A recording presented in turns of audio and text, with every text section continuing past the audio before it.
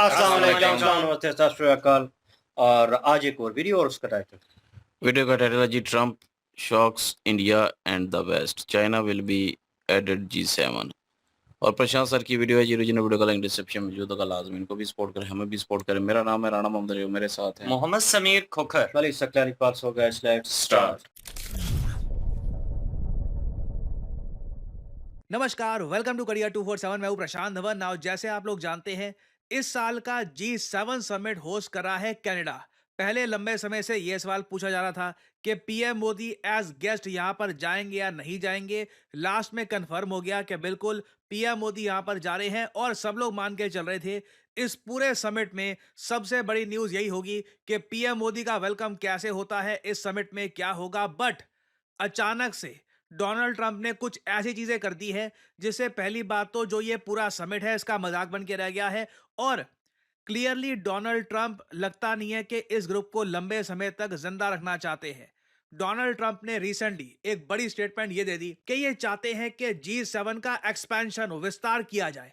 Now जब विस्तार की यहां पर बात हो रही थी तो लोगों को लगा कि इंडिया जो एज ए गेस्ट कंट्री जा रहा है G7 समिट में, परहैप्स इंडिया को ऐड किया जाएगा एज ए G8 कंट्री, 8वां मेंबर भारत बन जाएगा। मगर नहीं, सडनली डोनाल्ड ट्रंप ने सारे वेस्टर्न वर्ल्ड को शॉक कर दिया ये बोलकर कि मैं चाहता हूं कि G7 को G8 बनाया जाए, रशिया को वापस लाकर। वैसे मैं आपको बता दूं, साल 2013-14 से पहले G7 G8 हुआ करता था, तब रशिया बिल्कुल इस ग्रुप का पार्ट था। बाद में जब रशिया ने इनिशियली क्राइमिया कब्जा लिया यूक्रेन का, उसके रिस्पॉन्स में वेस्टर्न कंट्रीज ने G8 से रशिया को बाहर निकाल दिया और G8 बन गया G7। रिसेंटली ट्रंप ने यह कहा यह पश्चिमी दुनिया की बड़ी गलती थी। I look forward to that. The G7 used to be the G8. Barack Obama and a person named Trudeau didn't want to have Russia in. And I would say that that was a mistake because I think you wouldn't have a war right now if you had Russia in. अभी आपने सुना होगा Trump ने यह कह दिया कि Barack Obama और कोई ट्रूडो नाम का आदमी है, उन दोनों ने मिलकर रशिया को बाहर निकाल दिया था G8 से, फिर ये G7 बन गया। ये बहुत बड़ी गलती थी। और ये सारी बातें डोनाल्ड ट्रंप कनाडा में खड़े होकर करते हैं G7 समिट के दौरान।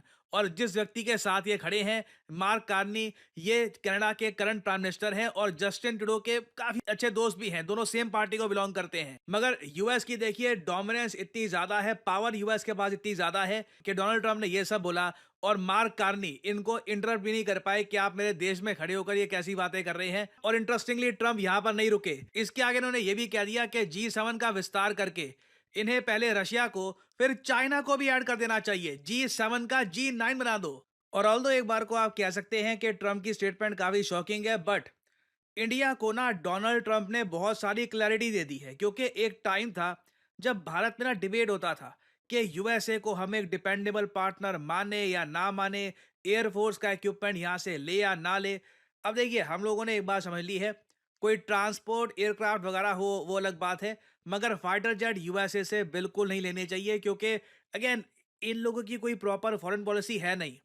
एक तरफ ट्रम्प कहते हैं कि चाइना एक इनके लिए चैलेंज है, इनके जो डिफेंस सेक्रेटरी है ये कहते हैं कि चाइना बहुत बड़ा थ्रेट है। दूसरी तरफ ट्रम्प कहते हैं कि चाइना को G7 का विस्तार करके G9 में डाल दो। और कहीं ये नहीं कहते कि G9 का G10 बना दो, यहां पर इंडिया को भी ऐड कर दो। No statement whatsoever. और एटलीस्ट मैं कहूंगा कि अब भारत को ना प्रॉपर क्लैरिटी मिल गई है और कई डिसीजंस को लेकर इंडिया अब बड़े निर्णय ले पा रहा है। फॉर एग्जांपल मैं आपको बताऊं, इस महीने SCO शंघाई कॉर्पोरेशन ऑर्गेनाइजेशन का एक बहुत ही इंपॉर्टेंट समिट है डिफेंस मिनिस्टर्स का।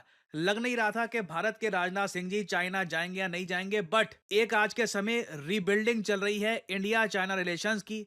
और इसी बीच राजनाथ सिंह जी ने भी अनाउंस कर दिया है कि ये चाइना जाने वाले हैं। और साथ ही साथ ये भी सोर्सेज से पता लग रहा है कि इंडिया पॉजिटिव तरीके से देख रहा है RIC को, रशिया इंडिया चाइना ग्रुप को, जिसके बारे में रिसेंटली रशिया के विदेश मंत्री ने कहा था कि इसको वापस रीस्टार्ट कर लेना चाहिए। देखो, जो ये ट्रम्प की स्टेटमेंट्स है ना, आई एश्योर यू, कहीं से भी रशिया चाइना वापस G7 में नहीं आने वाले, G8 या G9 नहीं बनने वाला। ये सब बोल करना डोनाल्ड ट्रंप ने बस एक ओन गोल कर दिया है। यहां पर इंडिया को एक बड़ा रीजन दे दिया है कि हम अपना एक मिसट्रस्ट बनाकर रखें यूएस पॉलिसी को लेकर, और कल को अगर मान लीजिए कोई यूएस ऑफिशियल बोलता है कि आप आरआईसी को क्यों अटेंड कर रहे हो, आप एससीओ समिट को क्यों अटेंड कर रहे हो, सीधा सीधा हमको ट्रम्प की स्टेटमेंट दिखा देनी है कि आपका प्रेसिडेंट ये बात कर रहा है। आप बताइए, तो हम ब्रिक्स क्यों ना बनाकर रखें जब आप लोग खुद ही कह रहे हैं कि चाइना को आप डालना चाहते हैं G7 में। ना कुछ ही घंटों में ऐसी अनाप शनाप स्टेटमेंट्स देखकर डोनाल्ड ट्रंप ने ऑलरेडी इस बार के G7 समिट को काफी हद तक कमजोर कर दिया था।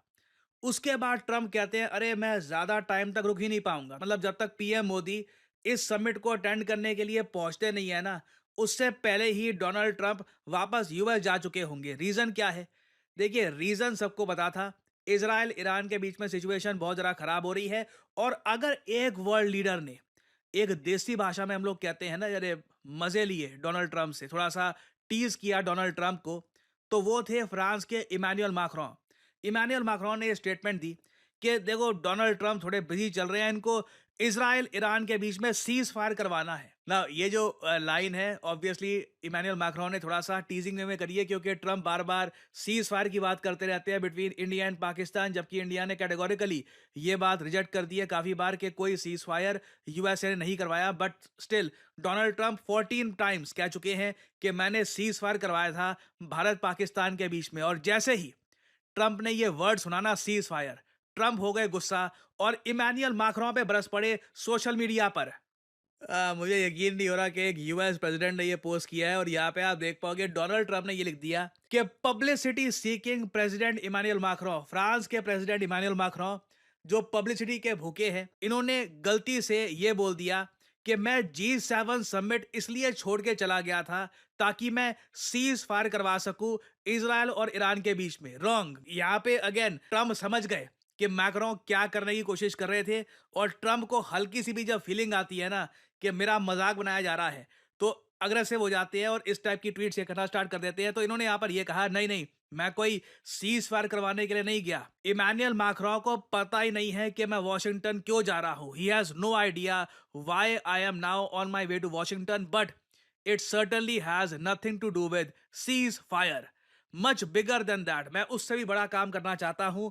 मैं चाहता हूं कि बिल्कुल ये वॉर इस बार खत्म हो जाए। I want to end it. इन्होंने कहा सीज फायर नहीं, इस बार बिल्कुल। अब एंड का मतलब क्या है कि कुछ रिजीम चेंज करवाएंगे ईरान में, तेहरान में हैवी स्केल पर बॉम्बिंग करेंगे कि कोई बचे ना, we don't really know. But Emmanuel Macron की स्टेटमेंट के बाद डोनाल्ड ट्रंप बहुत ज़्यादा गुस्सा हो गए, और इस बार के G7 समिट का मजाक ऑलरेडी बन के रह चुका है। यूएस प्रेसिडेंट यहाँ पर है नहीं। बातें चल रही है कि रशिया को यहाँ पर वापस ले आओ, जबकि रशिया पर सभी G7 कंट्रीज ने सैंक्शंस लगा रखे हैं। रशिया से कोई ऑयल परचेज करे तो बाकी G7 कंट्रीज उस कंट्री को थ्रेटन करते हैं, और अब ये कह रहे हैं कि रशिया को G7 में वापस लेके आओ, जबकि इसकी कोई सेंस बनती भी नहीं है, क्योंकि G7 कंट्रीज उस सिद्धांत पर बनी है कि ग्लोबली जो 7 लार्जेस्ट इकोनॉमीज होंगी वो होनी चाहिए इन द G7, G8 या G9। एक बार को देखो, अगर मैं बिल्कुल जियोपॉलिटिकल इक्वेशन को इग्नोर कर दूं, ठीक है, तो एक बार को चाइना को ये ला सकते हैं ये बोलकर कि चाइना बहुत इंपॉर्टेंट है, बट उस केस में भारत को भी लाओ फिर। क्योंकि अगर मैं लिस्ट देखूं कंट्रीज की और आपको G9 बनाना है, तो वहां पर ये जो 9 देश आपको दिख रहे हैं रैंक 9 से लेकर रैंक 1, इन सब कंट्रीज को मिलकर बनाना चाहिए G8, जहां पर इंडिया चाइना हो। बट रशिया तो रैंक 11 पर है। रशिया की इकोनॉमी ब्राजील के भी पीछे जा चुकी है। नॉमिनल जीडीपी की अगर मैं बात करूं, तो किस बेसिस पर यहां पे रशिया को वापस लाने की बात की जा रही है? It is a complete circus. और इसलिए कहा जाता है G7 की रेलेवेंस कुछ बची नहीं है आज के समय। और इसलिए मेरा मानना है कि G7 का जिस तरीके से मजाक बना के रख दिया गया है ना, भारत को आने वाले G7 समिट में अपने प्राइम मिनिस्टर को नहीं भेजना चाहिए। विदेश मंत्री बहुत है। मैं एक्चुअली जानना चाहूंगा यहाँ पे आपका ओपिनियन, आपके सामने है। What G7 has become. G20 अलग है। G20 में ज़्यादा कंट्रीज पार्टिसिपेट करते हैं और इस टाइप की चीज़ें वहाँ पर होती भी कम है। तो यहाँ पर मैं जानना चाहूँगा फ्यूचर में जो G7 समिट होते हैं, क्या आपका मानना है कि वहाँ पे देश के पीएम की जगह विदेश मंत्री को ही भेज दो, काफ़ी है? क्योंकि again this is not a serious summit anymore. लिखेगा इसके बारे में कमेंट सेक्शन में। मैं जानना चाहूँगा आपका ओपिनियन। देखिए, मेरा मानना है अगर आज के समय आप आर्टिफिशियल इंटेलिजेंस का इस्तेमाल नहीं कर रहे काम में, तो आप किसी और ही युग में जी रहे हैं, क्योंकि एआई की मदद से आप बहुत सारी जॉब्स कर सकते हैं, आप बहुत सारा पैसा कमा सकते हैं, अपने आप को अपस्किल कर सकते हैं। फॉर एग्जांपल अगर मान लीजिए मैं दिखाना चाहता हूँ कि कैप्टन अमेरिका ये मुंबई के किसी बिजी स्ट्रीट में वड़ा पाव खा रहा है और उसके ऊपर एक बहुत ही अट्रैक्टिव टेक्स्ट में लिखा है यमी, तो मैं आसानी से कर सकता हूँ सही प्रॉम्प्ट डालकर। और इधर आप लोग देख सकते हैं it was just that easy. इसके बहुत सारे वेरिएंट आप बना सकते हैं। अगर मैं चाहूँ कि इस इमेज को मैं मूव करवाना चाहूँ, तो इस तरीके से जैसे कि अपनी स्क्रीन पे आप देख पा रहे हैं, मैं बहुत सारे जनरेटिव एआई सॉफ्टवेयर की मदद से इस इमेज को मूव करवा सकता हूँ, एक स्टोरी क्रिएट कर सकता हूँ। I can pretty much do anything. और ये सिर्फ एक छोटा सा एक बहुत ज़्यादा छोटा सा एस्पेक्ट है जनरेटिव एआई का। जनरेटिव एआई की मदद से आप किताबें लिख सकते हैं, आप पर्सनालिटीज क्रिएट कर सकते हैं। You can pretty much do anything you want. और अगर आपने सही जगह से जनरेटिव एआई का कोर्स कर लिया, तो मैं आपको बता दूं आप एक प्रॉम्प्ट इंजीनियर के रूप में नौकरी कर सकते हैं। जी हाँ, प्रॉम्प्ट इंजीनियर। कई लोगों को पता ही नहीं है कि ये नौकरी एग्जिस्ट भी करती है। कई लोग आराम से साल का 4 लाख से लेकर 6 साढ़े 6 लाख, जी हाँ, जो रियलिस्टिक सैलरी।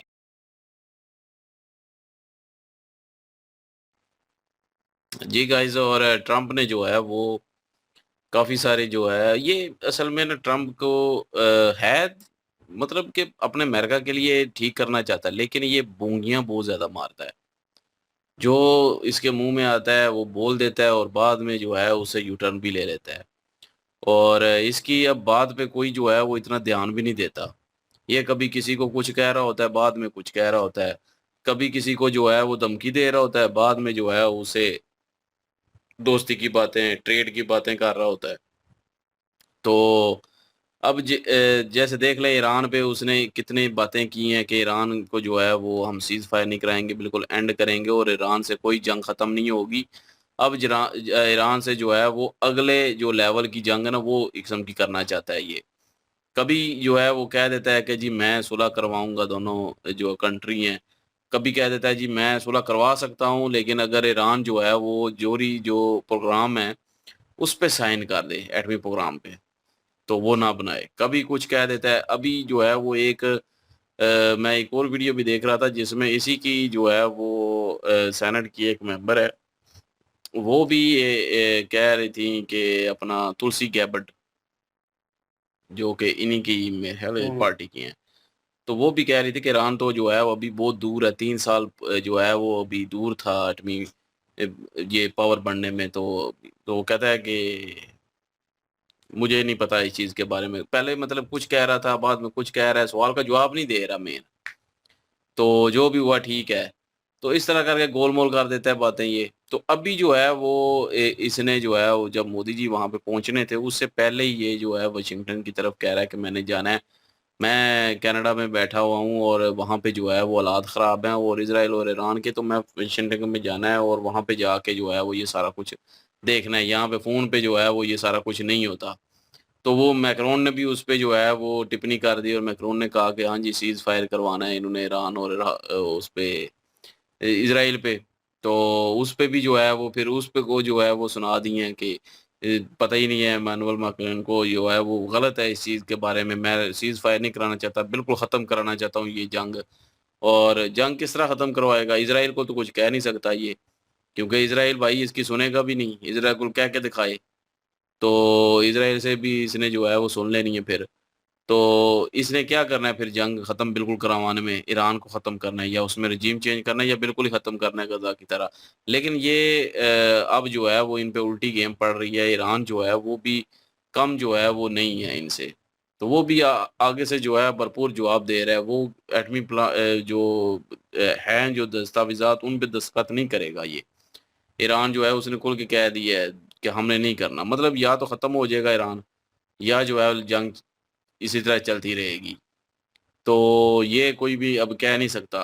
अब मैं एक और भी वीडियो देख रहा था इज़राइल की, वहाँ पे भी जो है वो लोग निकले हुए थे हमारी तरह के आम लोग हों या तो सियासतदान हो सामने इज़राइल के।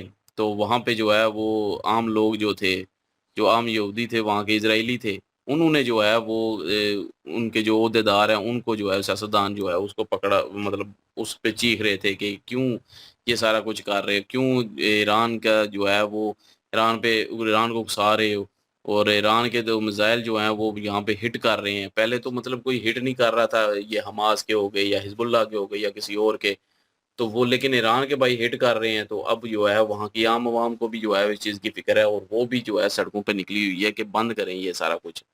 और ये बंद होना चाहिए क्योंकि इसमें आम लोग भी जा रहे हैं ना। अब कितनी की देर वो शेल्टर में ही रहेंगे, कितने की दिन वो शेल्टर में गुजार लेंगे। आखिर बंदा तंग आ जाता है उस तरह जो है वो अंडरग्राउंड होके जो है वो रहना, सोना वहाँ पे, डर लगा रहना बाहर निकले तो चाहे इसराइली है वहाँ आम आवाम हो, चाहे जो है वो ईरान की आवाम हो, है तो सारे इंसान ही। तो ज़ाहिर है डर तो रहता है और बंदा उकता भी जाता है इन जंगों से। जब सामने उनके घर तबाह हो रहे हों, उनके अपने मर रहे हों, तो फिर जो है वो बंदा आके जाता है। ईरान में भी जो है काफ़ी सारी जो है ये रिपोर्ट्स आई हैं कि वो भी चाहते हैं कि लोग काफ़ी सारे चाहते हैं कि जंग-बंदी हो जाए, ये रुक जाए ईरान भी। लेकिन ये है कि अब रुक दोनों नहीं रहे, तो ये आम लोगों का भी नुकसान हो रहा है, आम लोग भी जो है इसकी ज़द में आ रहे हैं। तो लेकिन अमेरिका जो है इसमें कोई ख़ास रोल नहीं कर रहा था। अगर अमेरिका चाहे तो अभी भी बंद हो सकता है। अभी भी जो है वो रुक सकता है, लेकिन वो कहता है जी ईरान चाहे तो बंद हो सकता है क्योंकि ईरान जो है वो एटमी जो हथियार हैं उन पे साइन करे तब। तो फिर वक़्त तो रोके ना, बाकी जो है वो मुज़ाकरात पहले भी चल रहे थे, अभी भी चलते रहते। हुँ। तो लेकिन ये है कि ट्रम्प जो है वो खुद चाहता है कि ये जंग बढ़े और ईरान में ये सारा कुछ हो, तबाही हो। तो वो भी अपने जो है अब बहरी बेड़े भेज रहा है। तो देखें क्या होती है सूरत-ए-हाल, और उसमें जो है वो चीन ने भी जो है उसका जो है वो कहा है कि ये बंद करना चाहो तो ये ऐसे भड़कीले जो है वो बयान ना दिया करे। ट्रम्प को कहा है कि अगले को उकसा रहे हैं कि अगले का सुप्रीम लीडर ख़त्म कर देना है, अगले की ये सारी चीज़ें तबाह कर देनी है। मतलब ट्रम्प ने कहा जी तेहरान खाली कर दो और वहाँ से निकल जाओ क्योंकि मिसाइल आने वाले हैं, तो ये होने वाला है, एक किस्म का डराना ईरान को। तो चीन ने भी कहा है कि ये चीज़ नहीं होती है कि जंग-बंदी में ये चीज़ अच्छी नहीं होती। इस तरह तो अगले को जो है और उकसाया जा रहा है। तो ये ट्रम्प जो है वो इस तरह के अमल ना करे क्योंकि वो बयान देता रहता है। ट्रम्प सुर्खियों में रहने का उसको शौक है। सही पूछें तो बस वो कोई ना कोई जो भी उसके मुँह में बोंगी आती है वो मार देता है। और मोदी साहब के आने से पहले ही जो है वो वहाँ से चले गए मेरे ख़्याल में। तो लेकिन ये है कि वाक़ई इंडिया को जो है वो आगे जैसे कि उन्होंने कहा कि G7 जो है G8, G9 बनेगा, रशिया और चाइना को लेके आएँगे। हो रशिया और चाइना तो ख़ैर आते नहीं हैं, लेकिन ये है कि मुझे जहाँ तक लगता है ये ट्रम्प जो है ना सिर्फ़ और सिर्फ़ इंडिया को जो है वो टीज़ करने के लिए ना ये सिर्फ़ एक शो ही छोड़ी है उसने कि हम रशिया और चाइना को G7 का हिस्सा बना लेंगे, लेकिन इंडिया का नाम नहीं लिया। हालाँकि इंडिया जा रहा है G7 में काफ़ी दफ़ा हुँ। से एज़ अ मेहमान जो है वो जाता है इंडिया। तो प्रशांत साहब ठीक कह रहे थे कि अगली दफ़ा जब ये G7 हो तो जो है प्राइम मिनिस्टर का जाना ज़रूरी नहीं है। ये अपना क्या नाम है फॉरेन मिनिस्टर जो हैं, वही काफ़ी हैं। तो बात ठीक है, नहीं जाना चाहिए और बाकी जो है वो इंडिया क्या करता है, इंडिया की डिप्लोमेसी जो है वो इंडिया को बेहतर पता है, हमसे ज़्यादा बेहतर पता है। तो वो ज़ाहिर है कुछ ना कुछ इस पे जो है ज़रूर गौर-व-फ़िक्र करेंगे। और जो भी ये ट्रम्प ने जैसी हरकतें की हैं और जैसे बयान देता है, कभी किसी के खिलाफ, कभी किसी के खिलाफ, कभी किसी के हक में, ये बोंगियाँ मारता ही रहता है, इसकी क्या बात है। और G7 का हिस्सा मुझे नहीं लगता कि रशिया और चाइना बनेंगे अब, क्योंकि जब उनको निकाल दिया तो फिर वापस नहीं आएँगे वो अब। बिल्कुल सही बात है। इंडिया को डिग्रेड करने की पूरी कोशिश कर रहे हैं जो ट्रम्प है वो, और ट्रम्प को गुस्सा भी सिर्फ़ इसी बात का है कि जब ऑपरेशन सिंदूर हुआ था, उसके दौरानिया ट्रम्प ने ये जो ट्वीट किया था सीज़-फायर का, और ट्रम्प के उस सीज़-फायर वाले ट्वीट के ऊपर बड़ी टिप्पणी हुई थी। हिंदुस्तान में लोगों ने भी की थी और हिंदुस्तान की सरकार ने भी की थी कि भई इस बंदे का कोई रोल नहीं है और ना ही इसके कहने पर सीज़-फायर हुआ है। सीज़-फायर जो हुआ है वो हिंदुस्तान की अपनी मर्ज़ी से हुआ है और किसी भी कंट्री के अंडर प्रेशर होकर उन्होंने सीज़-फायर नहीं किया। और दूसरी चीज़ अमेरिका जो है ना इसको इस बात की चुभन है कि मेरे सामने कोई आंखें निकालता है तो क्यों? मतलब ये चाहता है कि इसके सामने सारी दुनिया जो है ना वो झुक के रहे। हर बंदा जो है, हर कंट्री जो है वो इसकी बात को माने। अब देखिए कैनेडियन वो जो वहाँ पे बंदे खड़े हुए थे, तो उनके सामने वो लगे हुए हैं, बातें कर रहे हैं और कनाडा को डिग्रेड कर रहे हैं। उसके बाद अमेरिका का नाम ले रहे हैं और कह रहे हैं जी कि इस तरह से जो हुआ, रशिया को निकाल दिया, नहीं निकालना चाहिए था। और उसके बाद ये जानबूझकर इस तरह की जो स्टेटमेंट है ये देना और अगले बंदे को डीवैल्यू करना, ये ट्रम्प शुरू से करते आए हैं। और ट्रम्प के रिप्लाई में जो एक फ्रांसीसी हैं, उन्होंने जब ट्वीट किया उनका मजाक उड़ाने के लिए, तो अपना मजाक ही ये बंदा जैसे ख्वाजा आसफ है ना, वो उड़वाता है ना, फ्रांसीसी उसी तरह सदर से हैं वो, ट्रम्प। हाँ, फ्रांसीसी सदर हैं। फ्रांसीसी सदर। अच्छा, तो उनके सामने देखें जी, ये बंदा कह रहा है जी कि नहीं नहीं ऐसा कुछ नहीं है, मैं तो आया था और आपको पता ही नहीं है कि मैं क्यों आया था। मैं जो आया हूं तो मैं सीज फायर करवाने के लिए वापस नहीं आया, बल्कि मैं एक बहुत बड़ा काम करने जा रहा हूँ। और मुमकिन है जी कि ईरान की अब परखचे उड़ा दें भाई साहब, क्योंकि कोई पता नहीं चलता। ये एक कह लें कि ऐसे ही है कि जैसे वो ना एक मलंग टाइप सा बंदा होता है जिसकी तबीयत की समझ ही नहीं आती कि किस टाइम जो है इसको दौरा पड़ जाना है और किस टाइम इसने कुछ हो जाना है। और ईरान जो है उसके खिलाफ को बड़ा करने जा रहे हैं। तेहरान को जैसे कह रहे थे कि आप जो है लोग यहाँ से निकल जाएं, हम तेहरान के ऊपर बड़ा हमला करने वाले हैं। मुमकिन भी है, कर भी सकते हैं, क्योंकि उनका जो नया आर्मी चीफ बना है वो भी इन्होंने मार दिया है। और ईरान की तरफ से भी तगड़े किस्म के हमले किए जा रहे हैं। ये नहीं कि ईरान इसराइल का नुकसान करने में कामयाब नहीं हो रहा, वही इसराइल की आवाम जो है वो भी काफी ज्यादा तंग पड़ी है ये सऊद के दफा। भी मेरे ख्याल हेडक्वार्टर पे हमला किया गया है। हाँ, बड़े बड़े मेन जगहों पे हमले किए हैं।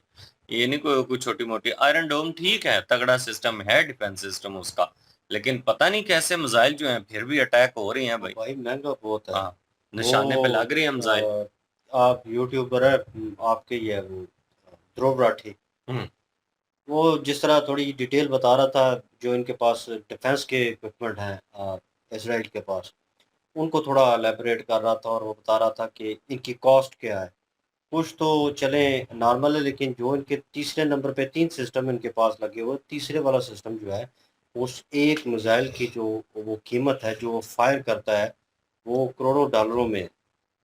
तो मतलब इतना एक्सपेंसिव, और वो मशीन जो है वो ऑटोमेटिक फायर करती है।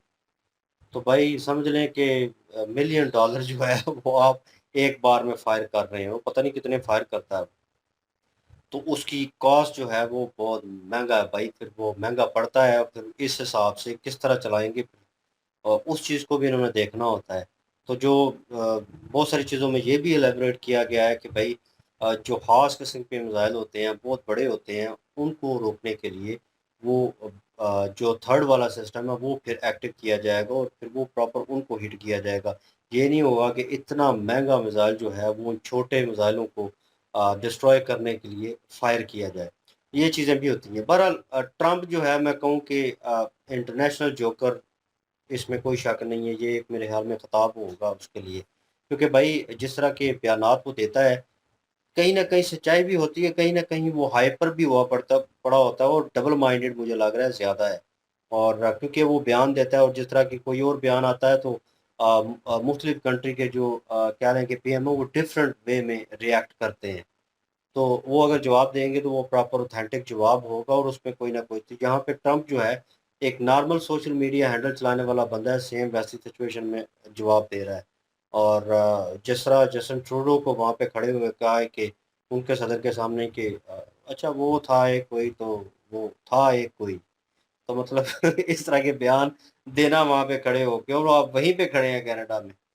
तो वो जिस तरह बता रहे हैं प्रशांत सर के उनके दोस्त भी रहे हैं वो, तो मतलब किस तरह आप उनका नाम लेना चाहिए था प्रॉपर। तो वो जो कह लें कि एक बंदा होता है ना कि बात करता है तो कैलिबर में होता है, और उस हिसाब से उसकी बात का भी कह लें कि अंदाज़ा होता है कि अच्छी बात करेगा, एक लेवल पे बात करेगा, वो चीज़ जो है ट्रम्प में नहीं है।